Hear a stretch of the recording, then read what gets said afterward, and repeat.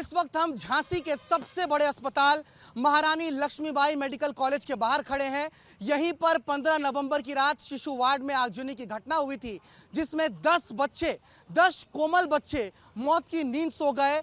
उनका हाड़ मांस का शरीर खाक में तब्दील हो गया।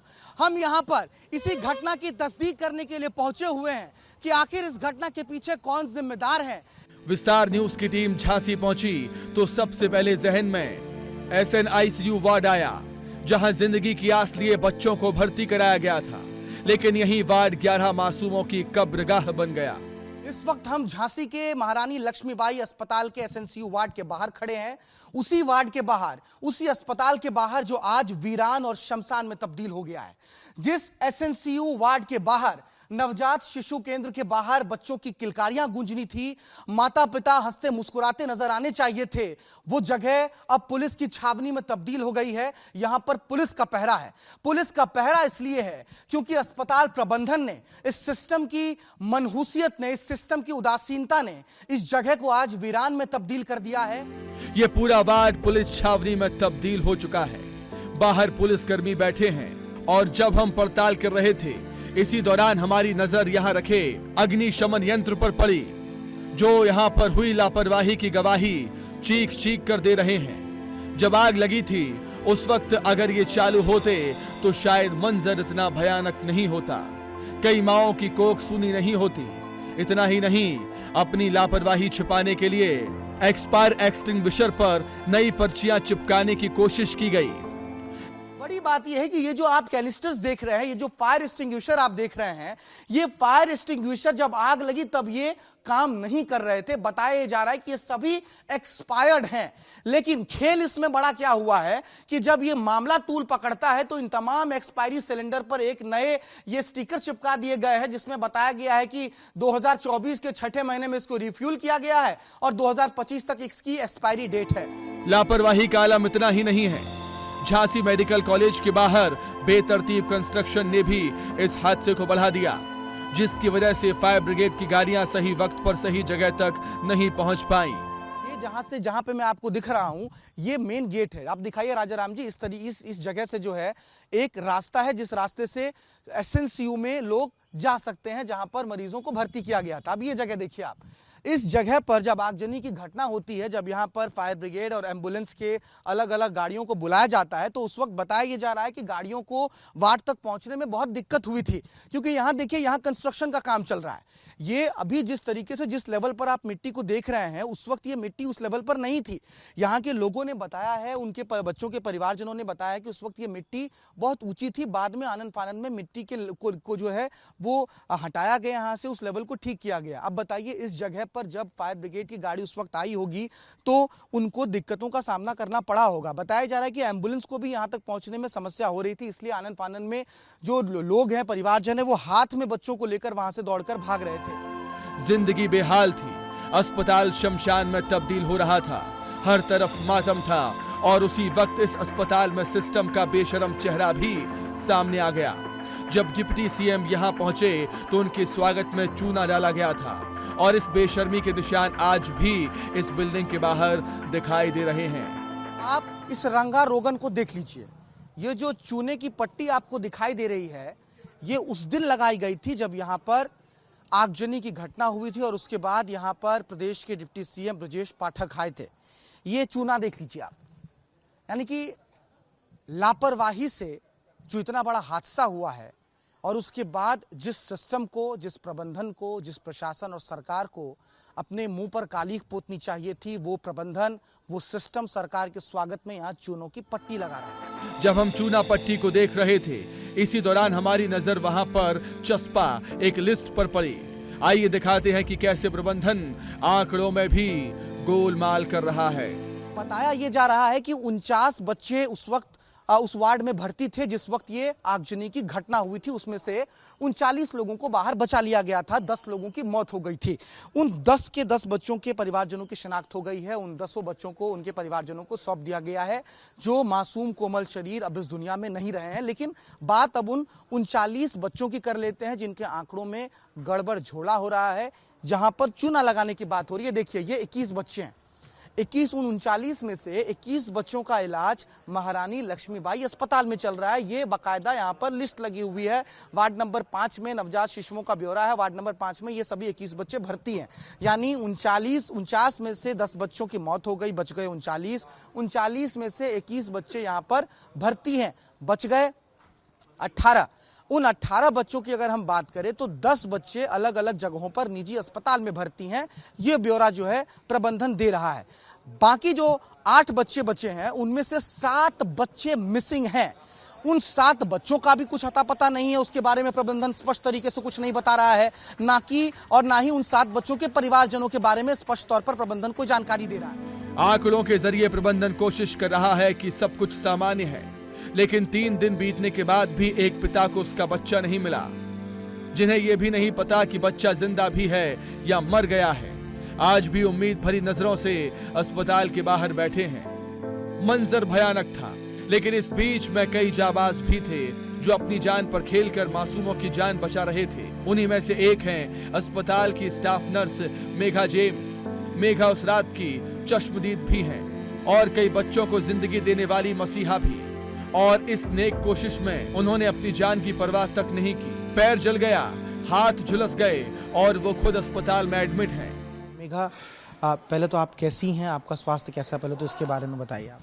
पैर में काफ़ी जलन हो रही है, अभी भी ट्रीटमेंट चल रहा है मेरा, पर वो है टाइम तो लगेगा ठीक होने में। हम पहले तो माफ़ी चाहेंगे कि हम आपको परेशान कर रहे हैं बार बार, क्योंकि बहुत से लोग आ रहे होंगे आपसे पूछने, पर हम यही समझने की कोशिश कर रहे हैं कि आखिर हुआ क्या, ये घटना कैसे घट गई, अचानक से इतनी ज़्यादा आग कैसे लग गई? ये अचानक से कंसंट्रेटर में जो शॉर्ट सर्किट हुआ है उसकी वजह से ये आग पकड़ी है, और कंसंट्रेटर जो ऑक्सीजन का होता है तो वो उसकी वजह से हुआ है। ये एक ऑक्सीजन कंसंट्रेटर वार्ड के अंदर था और अचानक से उसमें स्पार्क होता है और पकड़ लिया, पूरे वार्ड में आग फैल गया। वो जब उसको कंट्रोल में कर रहे थे तो तब तक आग काफ़ी मतलब लग गई थी आग। तो हम लोगों ने एयर एक्सटिंग्विशर से कोशिश की बुझाने की, लेकिन वो उसका जो पार्टिकल्स थे, मशीनें सब लाइन में लगी हुई थी, तो वो आग पकड़ती चली गई। यहाँ चारों तरफ लापरवाही के निशान थे, मातम था, लोगों को पीड़ा और बेबसी थी, और हमारे जहन में कई सारे सवाल। और इनके जवाब को जानने के लिए हमने झांसी मेडिकल कॉलेज के प्रिंसिपल नरेंद्र सिंह यानी NS सेंगर से बातचीत की। क्या कहेंगे आप इस घटना के बारे में, ये हादसा है या लापरवाही सर? सर ये हादसा है। हादसा बता रहे हैं आप इसको, लेकिन जो तस्वीरें सर उस दिन निकल कर आई थी और जो हमने घटनास्थल को देखा, बताया ये जा रहा है कि जो फायर एक्सटिंग्विशर थे वो काम नहीं कर रहे थे। फायर अलार्म अगर नहीं बज रहा है सर, अगर कहा जा रहा है कि NICU का गाइडलाइंस जो होता है उनको फॉलो नहीं किया गया है, तो फिर इसको हादसा कहना सर कितना सही होगा सर?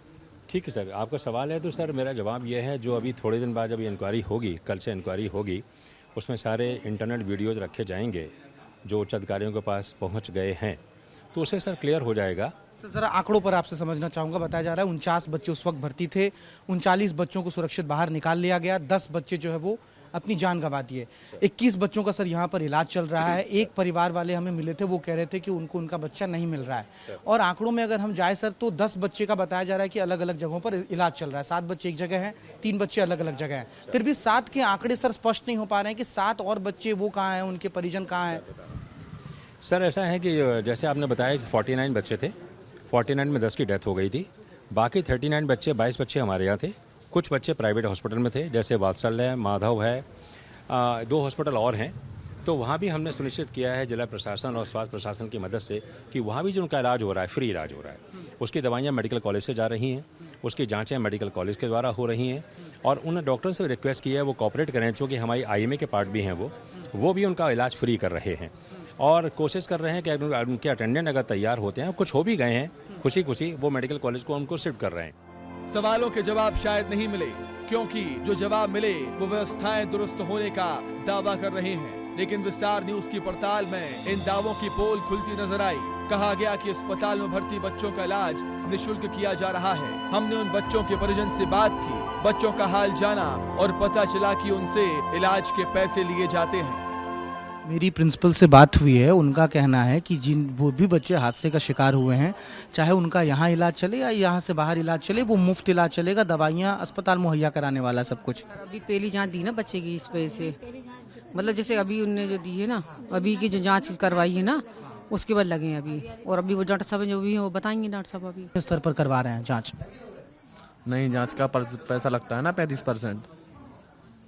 पैसे लग रहे हैं? हाँ, 35% पैसा लगता है जांच का। इसमें लगा था पैसा? अरे वो खून की जांच होती है ना, सैंपल पैथोलॉजी लैब में जो जांचें होती हैं, तो वहाँ पर ब्लैक अस्पताल के स्तर पे नहीं हो रहा है वो जाँच क्या? नहीं, जे बिलिंग देखो जे है ये तो फिर ये तो महारानी लक्ष्मीबाई मेडिकल कॉलेज झांसी, ये तो यहीं की बिल है, तो ये तो यहाँ पर जांच हुई है। इसका कहाँ पर कराया फिर? इसका आपको पैसा लगा है? हाँ, देखो जे लगा 100 रुपये। ये ज़रा विरोधाभास है, क्योंकि जब हमारी बात हुई थी इस मेडिकल कॉलेज के प्रिंसिपल से SN सेंगर साहब, तो उन्होंने कहा था कि हम ये सुनिश्चित कर रहे हैं, हमारी प्रायोरिटी यही है कि जितने भी लोग इस हादसे का शिकार हुए हैं, जिनका भी इलाज इस अस्पताल में चल रहा है या फिर जो बाकी निजी अस्पताल में भी हैं, उनकी दवाई और उनके इलाज का खर्चा जो है वो अस्पताल उठा रहा है, सरकार उठा रही है। लेकिन यहाँ पर इसी अस्पताल में विरोधाभास सुनने को मिल रहा है। लोग कह रहे हैं, परिजन कह रहे हैं कि उनको टेस्ट के लिए पैसे देने पड़े हैं। ये एक विरोधाभास की स्थिति नजर आ रही है। ये बच्चे अब सुरक्षित हैं, लेकिन ये हादसा इन्हें जिंदगी भर का दर्द देने के लिए बेताब नजर आ रहा है। धुएं की वजह से आज भी बच्चों को सांस लेने में तकलीफ हो रही है और ये सभी बच्चों के साथ हो रहा है। बच्चे को जो है ऑक्सीजन लगी हुई है, सांस जो काला धुआं है वो अंदर घुस गया है बच्चों के, तो सांस लेने में दिक्कत हो रही है। तो गहरी वो कंडीशन में है, अभी ज़्यादा सीरियस कंडीशन में है बच्चे। गंभीर अवस्था में है आपकी बच्ची थी? बच्ची ठीक है। अभी कैसी स्थिति है आपके बच्चे की? कोई जानकारी मिली, देखा होगा आपने जाके? हाँ, सांस नहीं ले पा रहा है, ऑक्सीजन लगा है, मतलब वो आगे का धुआं था, मतलब वो अंदर चला गया तो उसको खांसी आ रही है और वो सांस नहीं ले पा रहा है सही से। वही जो बच्चे मतलब बच्चे हैं ना, उनके वो धुआं था जो आगे का, वो चला गया उनके अंदर, तो सांस नहीं ले पा रहे, ऑक्सीजन लग गया। कैसी बच्ची की स्थिति कैसी है? सब बता रहे हैं कि बच्चों को सांस लेने में दिक्कत हो रही है। उसकी थोड़ी सी दिक्कत है, उसको छींके सी आने लगी, थोड़ा कल नीला सा पड़ गया था बच्चा थोड़ा। विस्तार न्यूज लगातार अस्पताल के बाहर मौजूद था, बेबस माता पिता के दर्द को उजागर कर रहा था, जिसका नतीजा था कि एक पिता को उसका बच्चा मिल गया। जब हम दोबारा अस्पताल पहुंचे तो कृपाराम को उनका बच्चा मिल गया था। उन्होंने विस्तार न्यूज का आभार व्यक्त किया, लेकिन अब दर्द सिर्फ इतना है कि हादसे के बाद से ही मासूम की मां का पता नहीं चल रहा है। इनका नाम शील कुमारी है। इनके भतीजे जो हैं वो गायब थे। आपके भतीजे आपको नहीं मिल रहे थे, लेकिन अच्छी बात है कि इनका बच्चा मिल गया है। बच्चा आपको मिल गया। कैसा है बच्चा आपका? स्वस्थ है कि नहीं है? बिल्कुल बड़ी गल बच्चा है, हमारे का कुछ नहीं भाव, अच्छा बच्चा है। वो तुम की सबकी कृपा से और साहब लोगों की कृपा से हमारा बच्चा ढूंढवा था सब ने। अच्छी धन्यवाद सब लोगों को, अच्छा लगा हमें आज बच्चा मिला। मन थोड़ा हल्का हुआ अब तक? हल्का होगा हमारा भाई, उसकी माँ ढड़वा दे ऐसी तो और अच्छा लगे हमें कि वो बच्चा दूध से पल जावे। माँ कहाँ है उनकी, पता चला? हाँ, नहीं चल रहा पता अबे उनकी माँ का कोई पता नहीं चल रहा? चल रही तई गायब हो गई है अस्पताल से। अस्पताल से गायब हो गई है उनकी माँ? हाँ, अब नहीं मिली। उधर से 14 तारीख हो गई थी, निकल गई अस्पताल से, कहीं चली गई। तना कुछ टाइप की है बा, अब जाने कहाँ भट्टा कराई हो जाए। डिलीवरी जैसी भाई थी के 6 दिन भाई ती रही और निकल गई। उम्मीद है अब मां भी मिल जाएगी। हम पड़ताल के आखिरी पड़ाव में थे। जिम्मेदार किसी भी लापरवाही से इनकार कर रहे थे, लेकिन इसी दौरान एक तस्वीर नजर आई जो बताती है कि दावे खोखले हैं।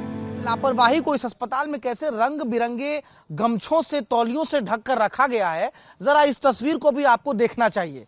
ये मैं जहां खड़ा हूं, ये जो है इसमें वार्ड नंबर 5 है, जहां पर कि अलग अलग बच्चों को जो उस आगजनी की घटना में घायल हुए थे उनको रखा गया। ये देखिए कितना बड़ा वार्ड है।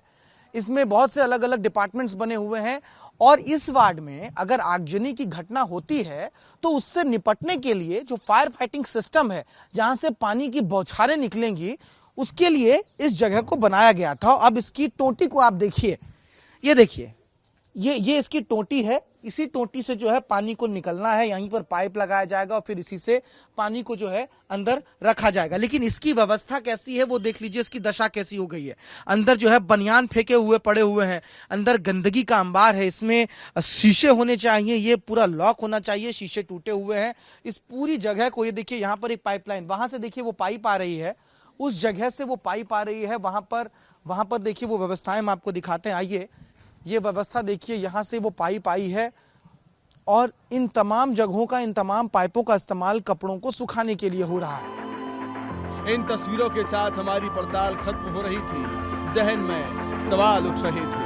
अस्पताल प्रबंधन को कटघरे में खड़ा करने की नहीं है, न ही हमारा सवाल प्रशासन की कार्यशैली पर है। हमारी कोशिश उन कमियों को उजागर करने की है जिनकी वजह से हादसा हुआ। हमारी कोशिश उस दर्द को दिखाने की है जो इस हादसे ने दिया है। उन माओं की पीड़ा से हमारा वास्ता है जिनकी कोख सूनी हो गई। उस पिता के दुख से है जिनका लाल आग में खाक हो गया। और मंशा सिर्फ इतनी है कि आगे ऐसी लापरवाही ना हो, आगे ऐसे हादसे ना हो, कार्यों की गूंज मातम में ना बदले। हिंदुस्तान के सियासी तंत्र के डिक्शनरी में अगर किसी शब्द को सबसे सहूलियत से इस्तेमाल किया जाता है तो वो शब्द है हादसा, और किसी शब्द से अगर किनारे किया जाता है तो वो शब्द है लापरवाही। अब हादसा और लापरवाही ये दोनों एक दूसरे से इतने जुड़े हुए हैं कि कई बार हादसों को और लापरवाहियों को एक दूसरे से ऐसे जोड़ दिया जाता है कि हादसे का चोला पहनाकर लापरवाहियों को इत्तेफाक और घटना बता दिया जाता है। हम जब झांसी आए, झांसी के महारानी लक्ष्मीबाई मेडिकल कॉलेज में आकर भी ये बात समझ आई कि यहां पर भी अस्पताल प्रबंधन, शासन प्रशासन लापरवाही शब्द को सुनने के मूड में नहीं है। वो बार बार यही दोहरा रहे हैं कि इत्तेफाक से झांसी के सबसे बड़े सरकारी अस्पताल में शॉर्ट सर्किट हो गया और उस शॉर्ट सर्किट में 10 बच्चे काल के गाल में समा गए। हाड़ मांस के वो कोमल शरीर इस अस्पताल प्रबंधन से, साथ ही साथ शासन प्रशासन से सवाल पूछ रहे होंगे कि आप बताइए जनाब कि मेरी मौत हादसों की वजह से हुई है या मेरी मौत लापरवाही की वजह से हुई है। क्योंकि क्या यह सवाल नहीं पूछा जाना चाहिए कि झांसी के सबसे बड़े अस्पताल में आखिर कैसे शॉर्ट सर्किट हो जाता है और कैसे 10 बच्चे काल के गाल में समा जाते हैं। हम तो यही दुआ कर रहे हैं कि वो बच्चे सकुशल लौट आएं ताकि उनके घर में जो किलकारी की आस है वो मातम में ना बदले। लेकिन सवाल बहुत हैं और जवाबदेही के लिए कोई भी तैयार नहीं है। झांसी से अपने सहयोगी राजाराम के साथ भारत सूरज, विस्तार न्यूज।